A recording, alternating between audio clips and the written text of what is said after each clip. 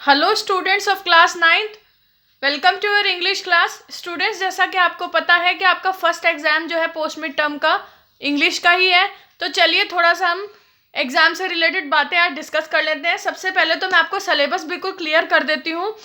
आपके सिलेबस में रीडिंग में आएगा, सबसे पहला क्वेश्चन आपका रीडिंग से रिलेटेड आएगा, उसमें फैक्चुअल या फिर डिस्कर्सिव पैसेज आएगा विद एमसीक्यू। देन आपका राइटिंग पोर्शन में मैंने आपको शॉर्ट स्टोरी राइटिंग कराई है और डिस्क्रिप्शन कराए हैं, तो आपका शॉर्ट स्टोरी राइटिंग और डिस्क्रिप्शन आएगा। शॉर्ट स्टोरी राइटिंग की वर्ड लिमिट 150 to 200 वर्ड्स है। सिमिलरली डिस्क्रिप्शन की भी जो वर्ड लिमिट है वो 150 to 200 वर्ड्स है। और आपकी जो शॉर्ट स्टोरी राइटिंग है वो 1.5 पेज टू 2 पेजेस होनी चाहिए। And in the same sense आपकी डिस्क्रिप्शन भी 1.5 से 2 पेजेस तक होनी चाहिए। कम से कम 1.5 पेज या ज़्यादा से ज़्यादा 2 पेज का आपको डिस्क्रिप्शन लिखना है। ऐसे ही शॉर्ट स्टोरी भी आपको 1.5 से 2 पेज की लिखनी है, या तो 1.5 पेज की लिखिए, हद से हद 2 पेज की लिखिएगा। देन ग्रामर की हम बात करते हैं। ग्रामर में हमारे 5 के 5 चैप्टर्स आएंगे जो हमने कवर अप कर रखे हैं। टेंसेज आएगा, देन सब्जेक्ट वर्ब कॉन्कर्ड आएगा, मॉडल्स आएगा, डिटरमाइनर्स आएंगे और रिपोर्टिंग स्पीच आएगी।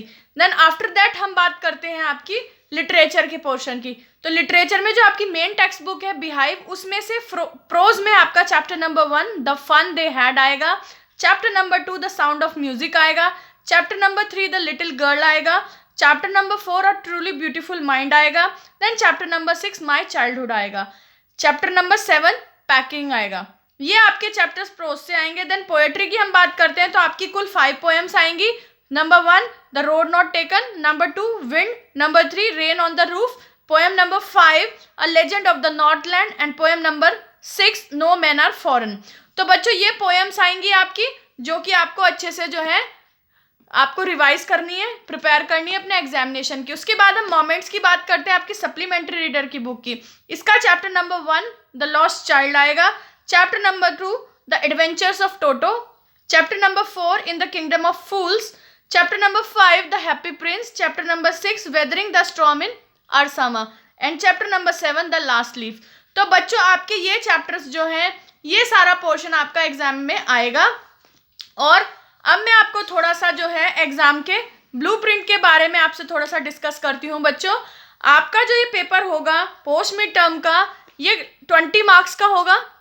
इसमें सबसे पहला क्वेश्चन आपका रीडिंग पोर्शन से आएगा। रीडिंग पोर्शन आपका 4 मार्क्स का आएगा। रीडिंग पोर्शन में बच्चों आपका एक पैसेज आएगा जो कि अनसीन पैसेज होगा, जिसमें आपको पैसेज के नीचे 5 एमसीक्यूज दे रखे होंगे। 5 मल्टीपल चॉइस के क्वेश्चंस आपको गिवन अप होंगे और उन 5 क्वेश्चंस में से आपको कोई भी 4 क्वेश्चन करने हैं। यानी कि एक पैसेज होगा, पैसेज के नीचे उस पैसेज से रिलेटेड क्वेश्चंस होंगे एमसीक्यू के रूप में, और आपको हर एमसीक्यू के नीचे 4 ऑप्शन मिलेंगे और उन चारों में 4 ऑप्शंस में से आपको सही ऑप्शन चूज करके लिखना होगा। तो ऐसे एमसीक्यू पैसेज के नीचे होंगे टोटल 5, और 5 में से आपको कितने करने हैं, आपको एनी 4 क्वेश्चंस करने हैं उसमें से अटेम्प्ट। देन हम राइटिंग की बात करते हैं। राइटिंग का पोर्शन आपका 3 मार्क्स का आएगा। 3 मार्क्स में आपका डिस्क्रिप्शन और शॉर्ट स्टोरी राइटिंग है। आपका एक क्वेश्चन डिस्क्रिप्शन से आएगा और एक क्वेश्चन आएगा शॉर्ट स्टोरी से। तो 2 क्वेश्चन हुए टोटल आपके राइटिंग के, और उनमें से भी आपको एनी 1 क्वेश्चन करना आउट ऑफ द गिवन 2। यानी कि ऐसा हो सकता है एक डिस्क्रिप्शन हो क्वेश्चन में और दूसरा क्वेश्चन शॉर्ट स्टोरी का हो, दोनों में से कोई एक करना है, या दोनों ही क्वेश्चन डिस्क्रिप्शन के हो सकते हैं, या फिर दोनों ही क्वेश्चन आपके शॉर्ट स्टोरी से हो सकते हैं, और उन 2 में से कोई आपको एनी 1 करना होगा। देन बात करते हैं हम ग्रामर पोर्शन की। ग्रामर में जो मैंने आपको 5 चैप्टर कवर अप कराए हैं वो आपको अच्छे से थॉरोली पढ़ने हैं, बहुत प्रॉपर तरीके से उनकी प्रैक्टिस करनी है। सारे रूल्स जो हैं, सारी फॉर्म्स जो है वो आपको लर्न करनी है, और उससे रिलेटेड जितनी एक्सरसाइज मैंने आपको भेजी हुई है सबकी आपको प्रॉपर वे में प्रैक्टिस करनी है। बच्चों, वो एक्सरसाइज नहीं आएंगी, बट उनसे रिलेटेड, उन टॉपिक से रिलेटेड क्वेश्चंस आपके आएंगे, और वो किस फॉर्म में आएंगे, एमसीक्यू आएंगे based on your 5 chapters of grammar. वो 5 चैप्टर जो ग्रामर के, चाहे वो टेंस हो, चाहे वो मॉडल्स हो, या फिर वो जो है आपकी डिटरमाइनर्स हैं, सब्जेक्ट वर्ब कॉन्कर्ड है, रिपोर्टिंग स्पीच है, उनसे रिलेटेड आपके 5 एमसीक्यू आएंगे टोटल, और हर एमसीक्यू के नीचे 4 ऑप्शन होंगे वही, और उन चारों में से आपको उनका सही आंसर चूज करके लिखना है। तो आपके जो है इन 5 चैप्टर्स में से कितने एमसीक्यू आएंगे, आपके 4 क्वेश्चन आएंगे एमसीक्यू के, और उन 4 में से आपको एनी 3 करने हैं। यानी यहाँ भी आपकी एक की चॉइस है, यानी कि ग्रामर के 4 एमसीक्यू आएंगे जिनमें से आपको एनी 3 करने हैं। फिर हम बात करते हैं, अब देखिए यहाँ तक आपके 10 मार्क्स कवर हो गए, 4 मार्क्स की रीडिंग हो गई, 3 मार्क्स का राइटिंग हो गया, 3 मार्क्स की ग्रामर हो गई, 10 मार्क्स कवर अप हो गए।